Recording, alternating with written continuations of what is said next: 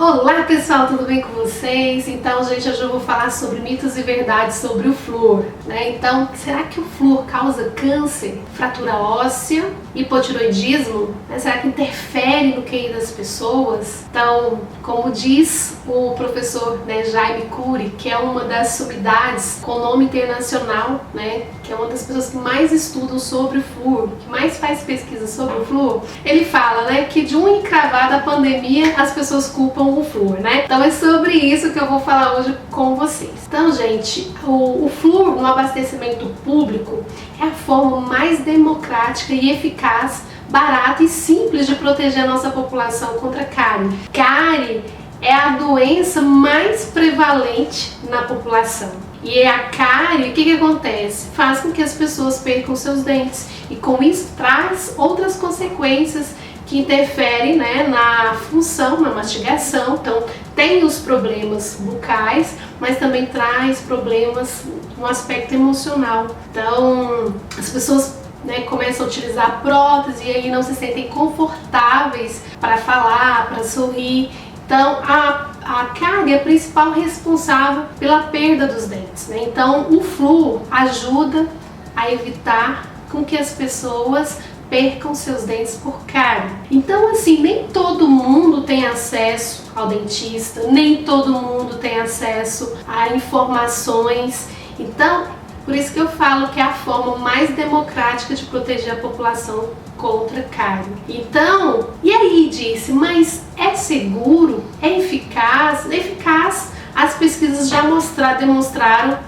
Existem pesquisas no mundo inteiro demonstrando os efeitos benéficos do flúor. Mas será que é seguro? Porque existe uma minoria, a gente vê nesses blogs, nas mídias, nos sites, falando que o flúor faz mal para a população, que traz relatos sobre câncer, sobre Alzheimer, sobre AIDS. Até a AIDS já culparam o flúor, de ser causa de AIDS. Então, gente, isso não é verdade. Então, estudos sérios demonstram que o flúor é seguro desde que ele seja utilizado da forma correta. E assim, o flúor, o governo não pega o flúor e joga na água de qualquer jeito. Não, existem estudos sérios, realizados no mundo inteiro para que possa ser utilizada o flúor na população e na quantidade. Existe uma concentração adequada que é 1 ppm, que significa parte por milhão, Então, nessa concentração é bastante segura a utilização do flúor. Então, as pessoas falam assim, quando me perguntam, o flúor causa câncer? Eu respondo que a diferença entre o remédio e o veneno está na dose. Isso mesmo, está na dose. Então, assim, sol também dá câncer, não dá? Só que você tem os horários e você tem a forma de você usufruir dos benefícios do sol. O sol é uma importante fonte de vitamina D. Então, aprender a utilização, eu falo aprender a utilização do uso racional do flúor, aí eu já falo por nós dentistas, orientar os nossos pacientes de como utilizar o flúor, porque se você deixar as mídias, os nossos pacientes utilizarem o creme dental com o flúor da forma com que a televisão ensina, as mídias ensinam, o que vai acontecer? Pode desenvolver fluorose, se consumido, se as crianças utilizarem grande quantidade de flúor, e isso vai trazer qual a consequência? Gente, a principal consequência do flúor, da complicação do flúor, é a fluorose. Nossa, fluorose, o que é isso? Diz. Fluorose são manchas nos dentes, manchas brancas, que não vai causar dor, não vai causar nenhum incômodo. O único comprometimento da fluorose é em relação à estética. E se for de uma forma simples, dependendo da quantidade que foi consumido esse flúor em excesso, essas manchas variam de manchas brancas a uma cor mais amarelada. Mas são problemas estéticos facilmente solucionados. Então não traz nenhum problema estrutural para os dentes. Então a principal complicação da utilização do flúor, e aí eu já falo na utilização do excesso, engolir creme dental pelas crianças na fase em que está se formando o germe dentário, pode já erupcionar os seus dentes com manchinhas brancas, que se for leve, o paciente nem percebe. Quem vai fazer mais esse diagnóstico é o dentista e nem incomoda esteticamente se for um grau muito leve. Então, gente, as principais consequências relacionadas à fluorose, à mancha branca. O creme dental com flúor ele é eficaz, não vai causar hipotiroidismo, não vai causar calcificação da glândula pineal, não vai causar câncer, não vai diminuir o QI de ninguém, tá? Não vai causar AIDS. Então, gente, desde a década de 50 já tem, né, umas conspirações aí contra o flúor. Então, na década de 50 falava que a aplicação do flúor na água era uma ação comunista. Depois, na década de 60, ele é tóxico, né, um lixo tóxico. Depois, na década de 70, isso é uma forma do governo querer nos controlar, ele causa câncer.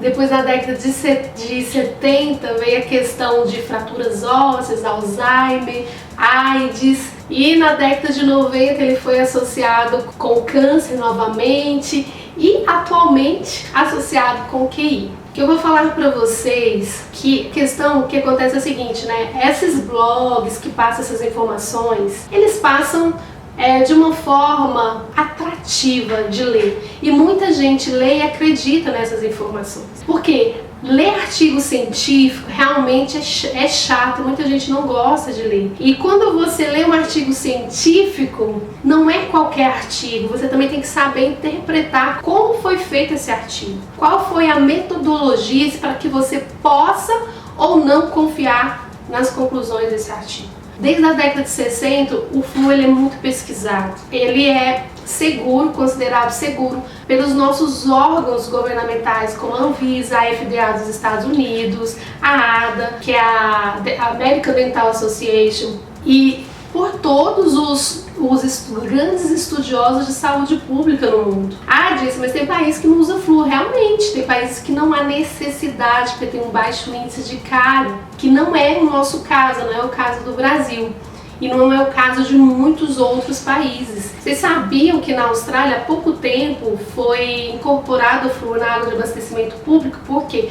Os índices de cárie estavam elevados. E o flúor, gente, só para vocês terem uma ideia e tirar essa questão, essa coisa da cabeça que flúor vai trazer algum mal para você. O flúor tem várias fontes minerais que é natural. A fonte de água ela já tem flúor. Na Suécia tem, no Brasil tem. Então, o flúor está presente na natureza. E assim, eu acho engraçado que às vezes tem muitos nutricionistas que falam para as pessoas não utilizarem flúor e indicam chás. Vocês sabiam que os chás, eles têm muita composição de... Vou colocar aqui um slide para vocês verem. Vocês sabem que tem uma concentração de flúor muito maior do que um copo com água. Por exemplo, tem chás que tem 0,64 miligramas de flúor num sachê, enquanto que um copo de água tem 0,14, quer dizer, tem 4 vezes mais. E aí fica essa contradição, né? Não posso usar o flúor no creme dental, não posso usar o flúor na água, mas eu passo chá?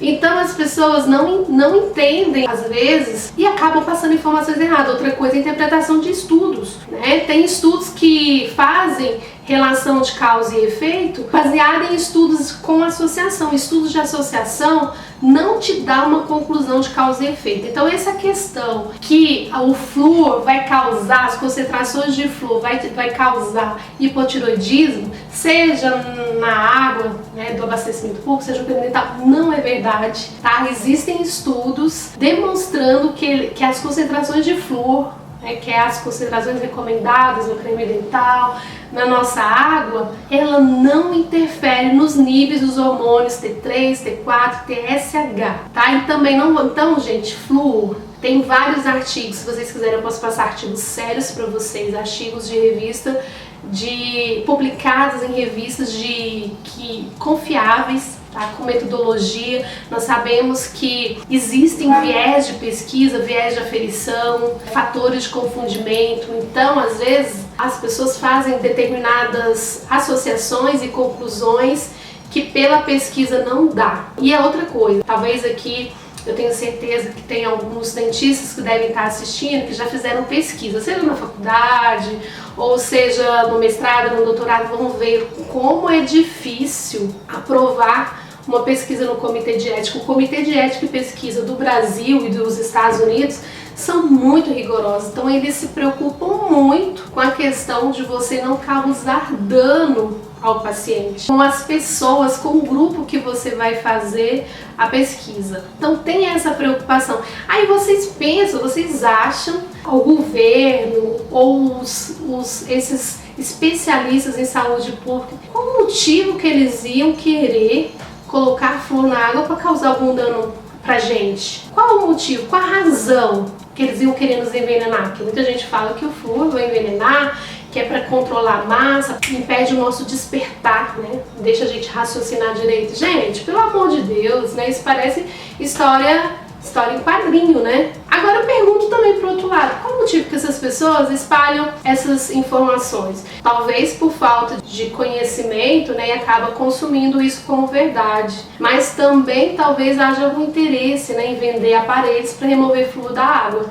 Tem uma médica inglesa que ela demonizava, ela falava mal do uso do fio dental. E quando foram ver o motivo, o real motivo, é porque ela vendia produtos à base de xilitol. Então a gente tem que estar atento. E eu acho que nós não devemos ser céticos a novidades. A gente tem que ser aberto. Quem me conhece sabe que eu sou super aberta à novidade, desde que tenha comprovação científica, desde que tenha pesquisas sérias por trás disso. Então, eu gravei, né, esse vídeo só para alertar vocês. Se vocês quiserem aprofundar um pouco mais no assunto, pesquisa na Cochrane, tem vários artigos de revisão sistemática com meta-análise. Essa é uma base de dados muito séria para você conseguir publicar um artigo na Cochrane. Ele tem que ser excelente, não é bom não, ele tem que ser excelente. Lá tem vários relacionados ao flúor, tá, gente? Então eu queria passar esse recado para vocês, tá? Fiquem tranquilos. E outra, gente, também para os dentistas.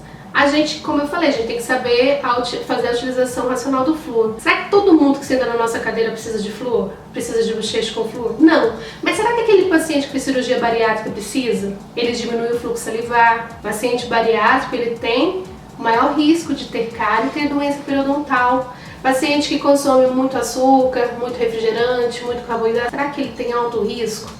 Então não usar creme dental com flúor. O paciente a gente tem que respeitar. Se ele chega para você com essas informações, é obrigação nossa passar essas informações, é obrigação nossa estudar, ler artigo sério e informar. Mas a gente também tem que respeitar a opinião dele. Então nesses casos, o que a gente tem que fazer para proteger o nosso paciente? Avisar para ele que ele vai ter que vir mais vezes no consultório para que você possa controlar, para que você possa proteger. Porque nosso papel como profissionais, como dentistas, profissionais da saúde, nosso papel preventivo ele tem que ser maior do que o curativo. As pessoas não querem usar flúor na água ou na pasta de dente. Eu deveria ficar contente, né? Porque eles vão ter mais cárie e aí vão procurar mais os dentistas para tratarem, né? E a agenda ficar cheia. Mas isso não é objetivo, ninguém quer isso. O nosso papel é prevenção, o que a gente quer é proteger, é salvar os dentes, salvar o nosso paciente de perder dente, a gente chegar antes do problema, antes da doença cárie, antes da doença periodontal. Então esse é o nosso principal papel, a prevenção. E é nosso papel informar os pacientes os benefícios e quais os métodos e quais os materiais preventivos que eles têm que utilizar para se proteger. E não a farmácia, o farmacêutico, e não a televisão e não as mídias, porque eles vão passar de forma equivocada. E aí o paciente pode estar utilizando um creme dental que não é favorável para ele, para o caso dele, para a situação dele. Então isso é importante, nós termos essa clareza e passarmos para os nossos pacientes, tá? Então esse é o objetivo, alertar vocês. E olha, me sigam lá no Instagram, @doutoradicenascimento. Quem quiser saber mais sobre esse assunto no meu canal no Telegram, eu tenho artigos que vocês podem confiar. Quem quiser, me solicitem pelo Instagram, direct, ou aqui manda um comentário que quer participar do meu grupo do Telegram. Então lá eu posso postar artigos para que vocês possam se inteirar mais, de forma mais profunda sobre o assunto que eu acho que é importante, tá? Independente da nossa especialidade, se é pério, se é orto, a prevenção é a base, né? Nós temos que, antes de pensar na nossa especialidade, pensar na prevenção do nosso paciente, na saúde bucal do nosso paciente como um todo. Aí sempre lembrar que nós tratamos pessoas, que têm os seus valores, que têm as suas crenças e devemos respeitar, mas nunca deixar de informar, certo? Até a próxima!